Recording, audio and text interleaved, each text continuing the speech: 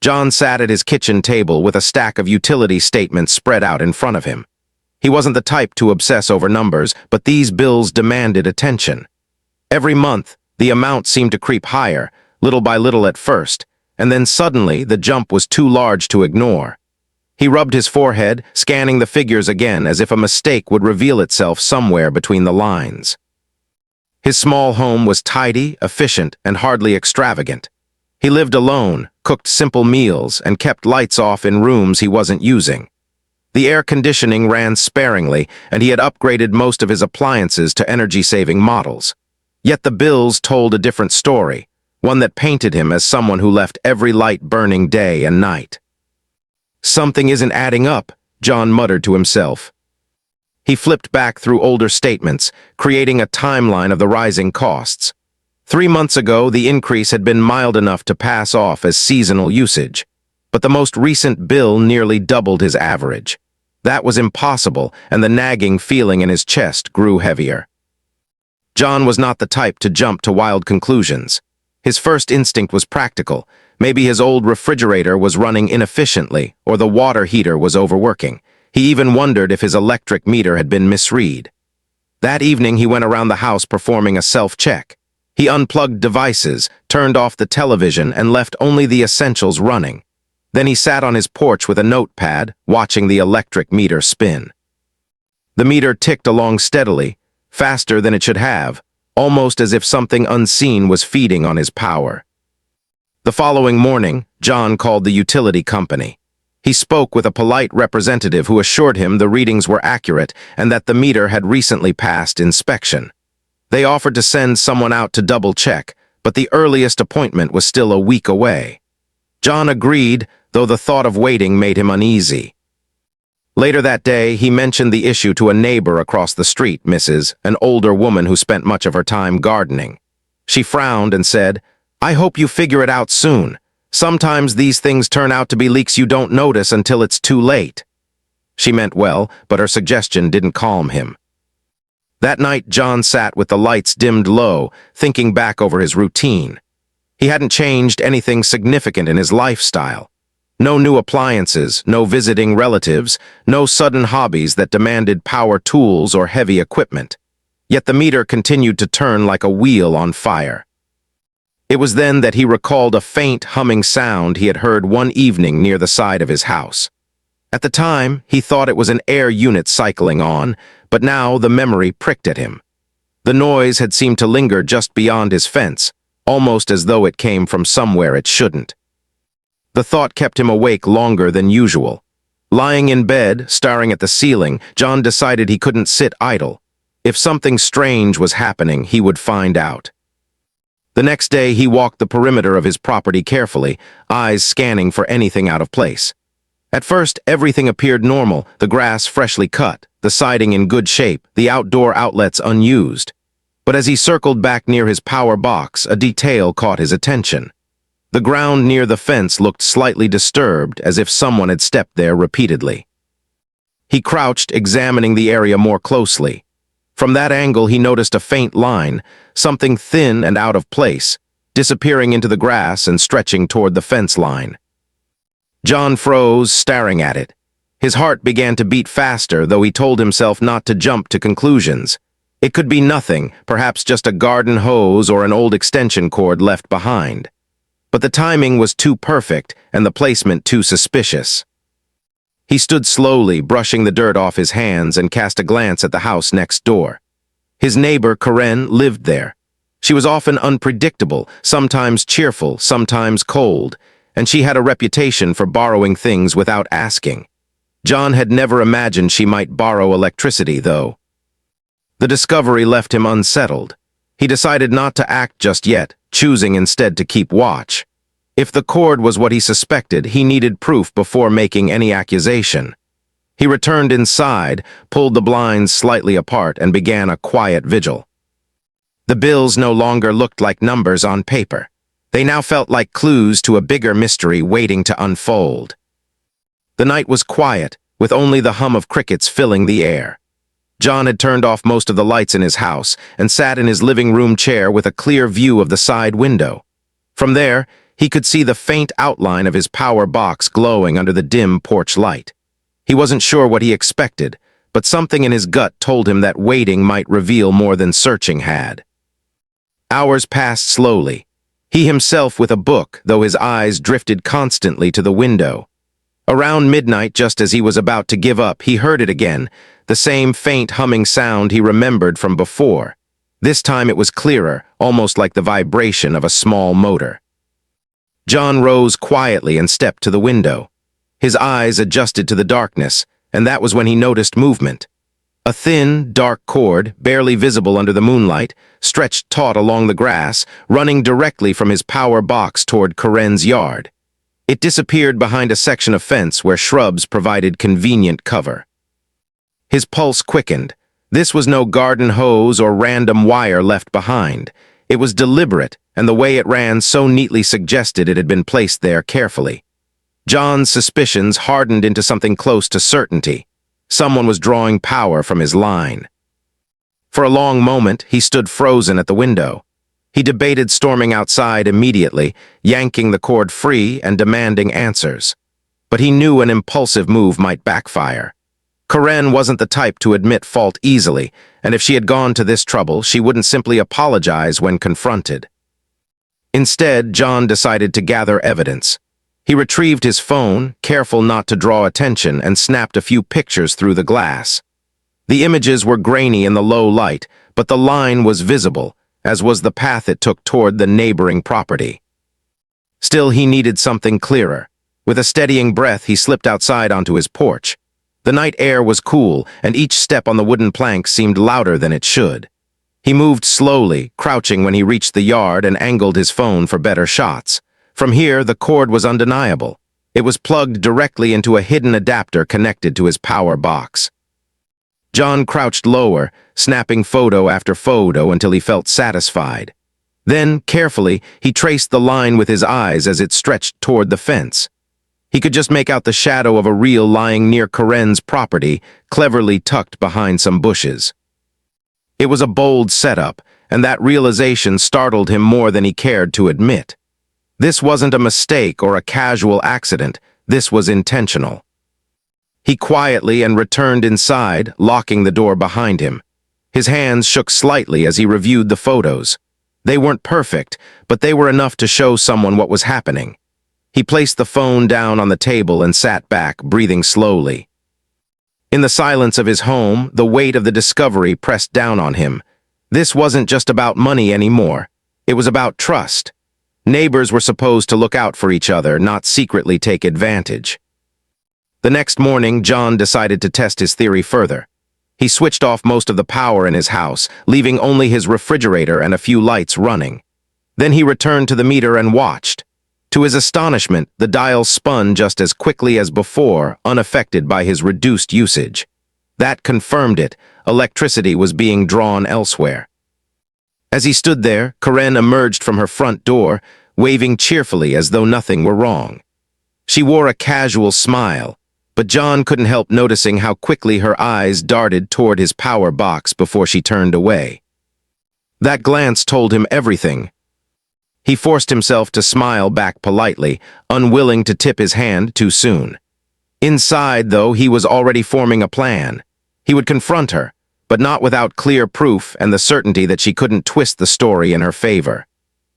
That night he prepared again. He kept his phone charged, positioned himself near the window, and waited. As the hours crept by, the same faint humming returned, steady and undeniable. He leaned forward, heart pounding. Karen's house was lit up brighter than usual, music drifting faintly through the air. Her lights shone in nearly every room, while John sat in near darkness, paying the price for her excess. It was the final push he needed. John now had proof, a pattern, and the resolve to act. The only question left was how Karen would react when her secret connection was no longer a secret. By the time the weekend arrived, John was ready to see the situation in full daylight. Watching through the window at night had confirmed his suspicion, but shadows and moonlight could only reveal so much. He wanted a clear look at what exactly had been done to his power box and where that mysterious cord ended. The morning sun gave him the perfect chance. With his phone in his pocket and determination in his step, John walked around the side of his house as though he were simply inspecting his siding. To any casual onlooker, it would look like routine, but his eyes were fixed on the small metal box that controlled his electricity. What he saw made his chest tighten. The adapter wasn't just some flimsy extension cord. It was a heavy-duty connection wedged carefully into the box's outlet. From there, the black cord stretched along the ground in a straight line, pressed against the fence to stay hidden from casual view.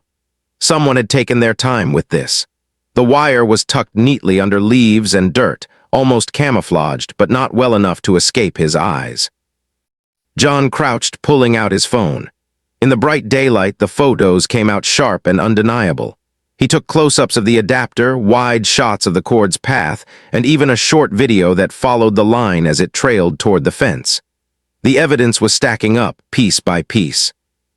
He followed the cord as far as he dared without actually stepping into Karen's yard. It slipped under a gap in the fence where the boards were slightly uneven. Through the narrow opening, John could see a coil of cable on the other side, then a smaller extension splitting off toward Karen's garage. His breath caught in disbelief. This wasn't just temporary borrowing. It was a system set up deliberately and hidden carefully. John straightened slowly, brushing dirt from his hands. His first instinct was anger. The thought of his neighbor secretly plugging into his electricity for who knew how long made his jaw clench. But right on the heels of that anger came caution. Karen wasn't known for handling conflict gracefully. He had seen her snap at delivery drivers, argue with landscapers, and once shout across the street at another neighbor over a simple parking disagreement. If he marched up and accused her now, she might deny everything, or worse, twist the story against him. John decided to be patient. He returned inside, sat at his kitchen table, and scrolled through the photos he had taken. The evidence was solid, but he wondered if it was enough. Would the utility company handle it, or would he need to involve the authorities? His thoughts were interrupted by a sudden knock at the door. Startled, John glanced through the peephole. It was Karen. She stood with a bright smile, holding a small potted plant as though she had dropped by out of kindness. John hesitated before opening the door. "Morning," Karen said cheerfully.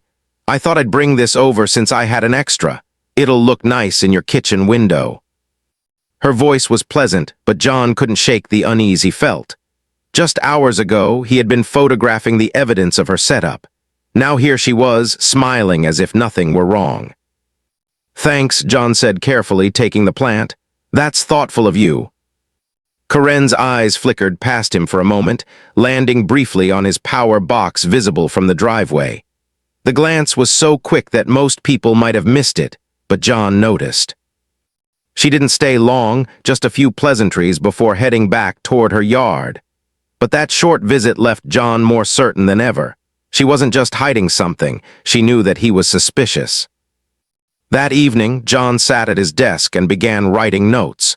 He recorded the dates of the rising bills, the nights he had heard the humming, and the photos he had taken. He wanted everything organized in case he needed to present it later. By the time he finished, the sun had set again. He stood at his window, watching the faint glow from Karen's house. Lights shone in nearly every room, bright and careless, while his own living room remained dim. The thought simmered inside him. He was paying for all of it. The hidden setup was no longer a mystery. It was an undeniable fact. And though John didn't yet know exactly how to proceed, he knew one thing for certain. The next step would bring the quiet tension between him and Karen into the open. John woke early the next morning with a decision already forming in his mind. The longer he let the situation continue, the more it would weigh on him. He had the photos, the notes, and even the strange timing of Karen's sudden friendliness. He didn't need to wait any longer. Still, he wasn't reckless. John rehearsed what he would say as he made coffee, telling himself to stay calm, measured, and direct. He would give Karen a chance to explain, though deep down he doubted she would.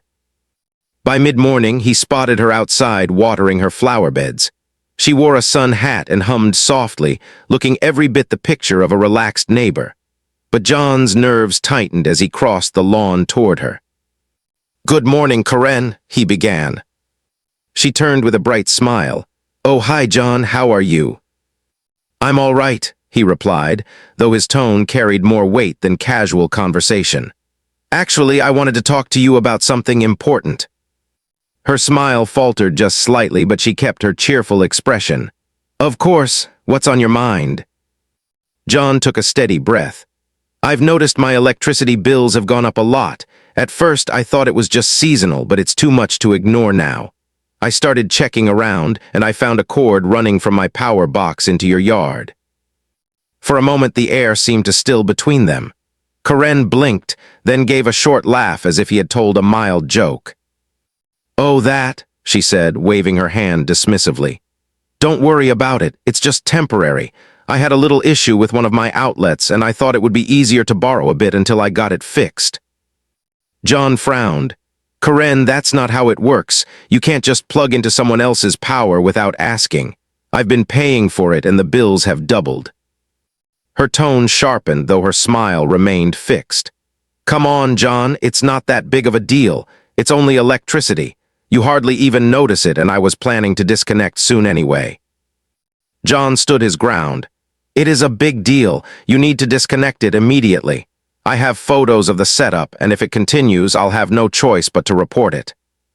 For the first time, Karen's expression cracked. Her smile slipped, replaced by a narrowing of her eyes. She crossed her arms, tilting her head slightly. You've been sneaking around my property taking pictures, she asked. I've only documented what's connected to my power box, John replied firmly. Nothing more. I needed proof of what's been happening. Karen's posture stiffened. That's an invasion of my privacy. If anyone, crossing the line here, it's you, not me. John felt his patience thinning. Karen, you're the one using my electricity without permission. I'm asking you directly, please disconnect it today. She held his gaze for several long seconds, her lips pressed tightly together. Then, with a scoff, she turned back to her flowers. Fine, I'll handle it, but you really didn't need to make such a fuss. John lingered for a moment, unsure whether to believe her. The casual tone in her voice didn't match the sharpness in her eyes. He had the distinct impression she wasn't going to change anything unless forced to. Back inside, he jotted down notes about the conversation, recording her exact words as best as he could remember. He knew if this escalated further, details would matter. That evening, John checked the power box again. The cord was still there. Nothing had been removed. He stood in the fading light, staring at the line stretching toward her yard. His frustration grew, but so did his resolve. Karen hadn't taken him seriously. She thought he would drop it, that his calm warning was the end of the matter. But John had no intention of letting it slide. He now understood that the confrontation had only been the beginning. Inside his home, he turned off unnecessary lights and sat by the window once more. Across the fence, Karen's house blazed with light, music drifting faintly into the night air.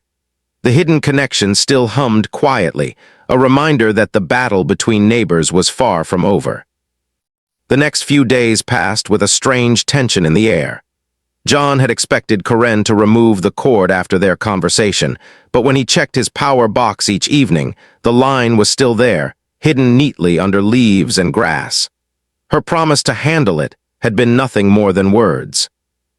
What unsettled John even more was the change in how a few neighbors greeted him. Normally, people waved as they drove past or stopped for a quick chat during walks. Now some looked away, offering only tight nods or hurried smiles before moving along. At first, John thought he was imagining it, but the pattern grew clearer with each day. On Thursday afternoon, Mrs. the kindly woman who tended her roses across the street came by carrying a basket of lemons from her tree. She lingered on the porch, her face hesitant.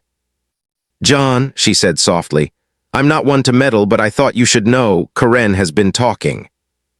John's stomach tightened. Talking about what? Mrs. shifted uncomfortably. She said you've been watching her house at night, taking pictures of her property. She made it sound like you were, well, spying. John's jaw clenched. That's not true. I only documented what was connected to my own power box, nothing more. I believe you, Mrs. said quickly, placing a gentle hand on his arm. But not everyone will, and you know how quickly stories spread in this neighborhood. After she left, John sat at his table, staring out the window. It made sense now. The sidelong glances, the sudden coolness from people who had always been friendly. Karen was shifting the narrative before he could. The very next day, the situation escalated. As John was trimming his hedges, his neighbor 2 houses down, Mark, walked by with his dog. Usually Mark was chatty, but this time he slowed just enough to say, "Hey, John, maybe give Karen some space, all right? She said you've been making her uncomfortable." John straightened, gripping the hedge clippers tightly. "I haven't done anything like that. She's the one using my electricity." Mark gave a doubtful shrug. "That's not what she's saying, just be careful, nobody likes drama." The words stung, not because John cared what Karen thought of him, but because he realized how effective her tactic was. By painting herself as the victim, she was making him look like the aggressor. That evening, John spotted 2 neighbors standing with Karen near her driveway, laughing at something she said. As he passed, their smiles faded and the conversation quieted. He didn't need to hear the words to know who they were about. It wasn't just about the electricity anymore. Karen was turning it into a battle of reputation. John returned inside and pulled out the folder he had started, photos of the cord, the adapter, and his notes about the rising bills. He flipped through them slowly, reminding himself that facts mattered more than gossip. Still, it hurt to see how quickly trust in the neighborhood could shift with just a few whispered words. The following day brought another reminder. John received a letter from the HOA board requesting that he attend a meeting to discuss concerns raised by a neighbor. The language was vague, but the implication was obvious. Karen had gone to the board before he could. John read the letter twice, then set it down with a long sigh. He wasn't angry so much as weary. Confronting Karen directly hadn't worked, and now she was drawing the community into the conflict. That night he stood at his window again. Across the fence, Karen's lights blazed brightly, every room glowing as though she were celebrating. He imagined her sitting smugly inside, certain that her version of the story was taking hold. But John wasn't ready to give in. He still had his photos, his records, and his patience. Rumors could cloud the air, but the truth remained sharp and undeniable. As he shut the blinds and turned off the last light in his living room, John made a silent vow. If Karen wanted to play this game, he would meet her with facts. And when the time came, the truth would speak louder than any rumor she could spread. The week dragged on slowly, each day heavier than the last. John could feel the shift in the neighborhood more sharply now. Some neighbors avoided him altogether, while others greeted him with stiff politeness that carried none of the warmth from before. Karen's story was spreading like vines across a fence, winding into every corner of their small community. But John wasn't distracted from the real problem. Each time he checked his power box, the cord was still there. Each time he watched her house at night, it glowed brightly as though every light, fan, and outlet was running at once. The thought of paying for it filled him with quiet frustration. By Friday evening, John decided he needed another round of documentation. The HOA meeting was approaching, and if he didn't bring solid proof, Karen's rumors might outweigh his words. He stepped outside as the sky darkened into twilight, phone in hand, determined to capture clearer images. The air was cool, and the faint buzzing of insects filled the silence. John crouched near the meter, angling his camera toward the cord. The photos came out sharp, even in the fading light. He was just about to take a video when he heard footsteps on gravel.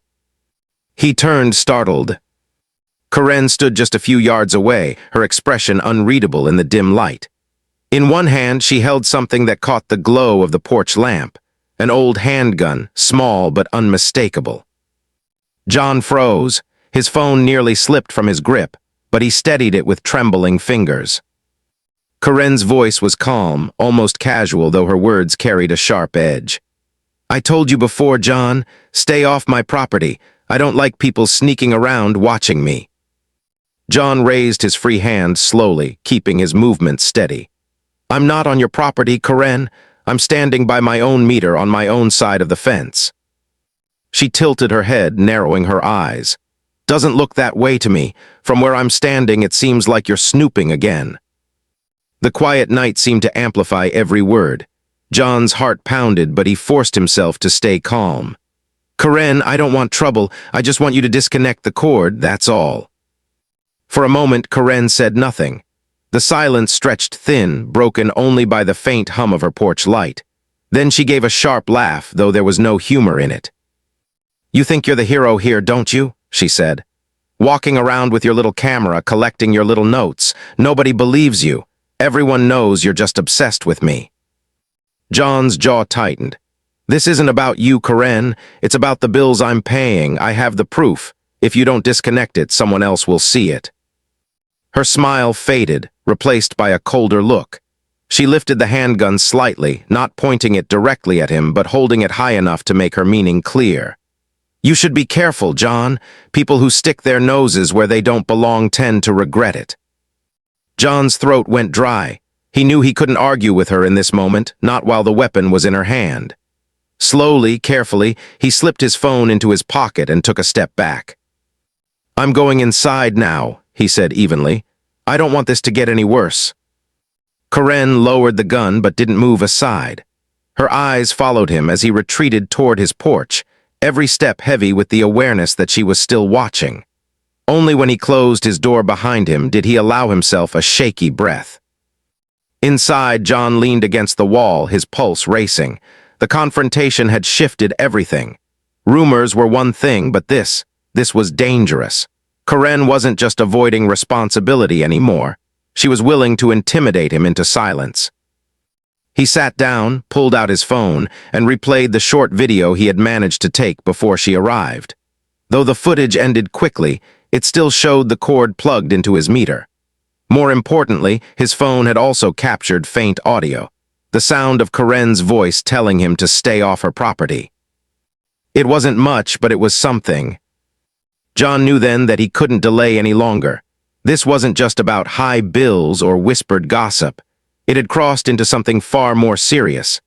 The next step had to involve someone who could actually enforce consequences. As he set his phone on the table and locked every door and window in the house, John's decision. Tomorrow, he would make the call. John barely slept that night. He kept replaying the moment in his head, the cold glint of the handgun under the porch light, Karen's sharp laugh, the way her eyes had narrowed as she accused him of snooping. Even behind locked doors, with the curtains drawn tight, he couldn't shake the uneasy feeling that she might still be outside, watching. By morning, his decision was clear. This had gone beyond a neighborly disagreement. It was no longer about high bills or even stolen electricity. Karen had made it dangerous. John started his day slowly, sipping coffee at the kitchen table, phone resting beside him. He thought about who to call first, the utility company, the HOA, or the authorities. After last night, there was no question. He needed the sheriff. With a steadying breath, he dialed. The dispatcher answered quickly, and John explained the situation as calmly as he could. He described the cord connected to his power box, the rising bills, and finally, the moment when Karen had confronted him with a handgun. The dispatcher's tone changed immediately, measured, serious, and attentive. "Stay inside your home, sir," she instructed. "Deputies are on their way. Do not approach your neighbor again." John thanked her and hung up, his nerves buzzing with equal parts relief and dread. He paced the living room, glancing out the window every few minutes. The quiet street looked normal, almost peaceful, which only made the tension feel heavier. 20 minutes later, 2 sheriff's vehicles pulled up to the curb. The deputies stepped out calmly but with clear purpose, their uniforms crisp under the morning sun. John opened his door before they even knocked. "Mr. one of them asked. "Yes," John said. His voice felt unsteady, but he forced it to remain firm. "You reported a neighbor threatening you with a firearm. Can you tell us exactly what happened?" John invited them inside and laid everything out. How his bills had risen, the late-night discovery of the cord, his photographs, and the confrontation from the night before. He handed them his phone, showing the pictures of the adapter, the cord leading into Karen's yard, and finally, the short video clip where Karen's voice could be faintly heard. The deputies exchanged looks, nodding. "This is solid," one said quietly. Another officer remained with John while the first walked around the side of the house to inspect the power box. Minutes later, he returned, confirming what John already knew. "There's definitely an illegal connection here," he reported. "It's running straight into the neighbor's yard." John felt a rush of relief. Finally, it wasn't just his word against Karen's, someone else had seen it. The deputies thanked him, then crossed the lawn toward Karen's house. John stayed at his window, heart pounding as he watched. Karen appeared on her porch within moments, dressed casually, her hair still damp as if she had just showered. She looked surprised to see the officers, but quickly composed herself. Though John couldn't hear the conversation, he could read the body language. Karen gestured broadly, her voice rising as she spoke, but the deputies remained calm, firm, and unyielding. One of them pointed toward the fence line, and John saw her expression falter. She tried again to explain, but the officers shook their heads. Then came the moment John hadn't dared to hope for. One deputy carefully took the handgun Karen had shown him the night before. She handed it over reluctantly, her shoulders stiff with frustration. John stepped back from the window, his chest rising and falling with a mix of relief and disbelief. It was happening. The truth was finally being recognized. After several long minutes, the deputies returned to John's door. "We've confiscated the firearm for now," one explained. "She admitted to having it outside last night, though she tried to downplay it. Between your video, your photos, and the illegal connection, we have enough to file charges." John nodded, grateful. "Thank you. I didn't want this to go this far, but I didn't feel safe anymore." "You did the right thing by calling," the deputy assured him. "This kind of situation only gets worse if ignored. We'll file the report and follow up with the utility company to confirm the theft." As the deputies prepared to leave, John felt a wave of exhaustion wash over him. For the first time in weeks, he didn't feel alone in the battle. Someone else had seen what was happening. Someone else understood. When the patrol cars finally drove away, the neighborhood seemed unusually quiet. John stood at the window looking at Karen's house. Her curtains were drawn, her porch empty. The silence didn't feel peaceful, it felt like the calm before the next storm. But for the moment, John allowed himself a rare breath of relief. He had taken the step he had been avoiding. The situation was no longer his burden alone. The weekend felt strangely still after the deputies left. John kept to himself, tidying his house, catching up on work, and trying not to glance too often at the drawn curtains across the street. Every time he did, he remembered the glint of the handgun in Karen's hand and the sound of her voice telling him to stay away. But something had shifted. For the first time in weeks, John felt that the weight of the situation wasn't pressing squarely on his shoulders. The sheriff's department had seen the evidence, had taken the firearm, and had confirmed what he had known all along. It wasn't just rumor versus rumor anymore, there was proof. On Monday morning, John received a call from the utility company. The representative spoke professionally, but John could hear the underlying surprise in her tone as she described what the technicians had found. "The connection was definitely unauthorized," she explained. "We've logged it as theft of service. We'll be pursuing reimbursement and maybe pressing charges with the sheriff's office." John thanked her, relief washing through him once again. It was official now. No amount of gossip could undo the facts that were piling up against Karen. Later that afternoon, the HOA sent out its monthly meeting notice. John almost didn't want to attend. After all the tension, facing his neighbors again sounded exhausting. But the deputies had been clear. Document everything, stay transparent, and let the proper channels handle it. Avoiding the meeting would only give Karen more ground to spin her version of events. So Tuesday evening, John walked into the community hall with his head held high. The room was already buzzing with conversation. Some neighbors gave him polite nods, others avoided eye contact altogether, but John didn't waver. He took a seat near the front, close enough to be heard clearly. When the meeting began, the HOA president opened with routine business before clearing her throat. "We've had some concerns raised between members," she began cautiously. "Out of respect for privacy, I won't get into every detail, but I'd like to remind everyone to resolve disputes respectfully and lawfully." Karen, seated a few rows behind John, shifted in her chair. For a moment, John braced himself, expecting her to launch into another dramatic claim. But she didn't. She sat stiffly, arms crossed, eyes fixed forward. It was a strange turn. Perhaps the sheriff's visit and the confiscated firearm had subdued her confidence. Or perhaps the weight of undeniable evidence had silenced her usual bravado. Whatever the reason, she remained quiet throughout the entire meeting. Afterward, a few neighbors cautiously approached John. One couple thanked him for standing up, admitting they had also noticed their bills climbing strangely high in recent months but hadn't suspected foul play. Another neighbor offered a sympathetic smile and said, "We heard what happened. I'm glad you're safe." The tide, it seemed, was shifting. Slowly, carefully, the narrative was changing. In the following weeks, the sheriff's office continued its investigation. Hoakaren was cited for utility theft and for brandishing a firearm in a threatening manner. The charges didn't result in her immediate removal from the neighborhood, but they placed her under close watch. She became noticeably quieter, her once loud presence fading into guarded silence. John, meanwhile, felt life return to normal.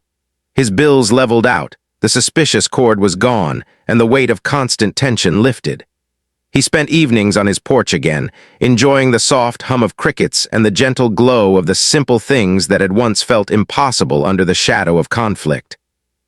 It wasn't about victory for him. It wasn't about proving he was right or about embarrassing his neighbor. It was about peace, about fairness, about standing firm when something truly crossed the line. One night, as John sat with a cup of coffee on the porch, he noticed Hoakaren's lights flicker off earlier than usual.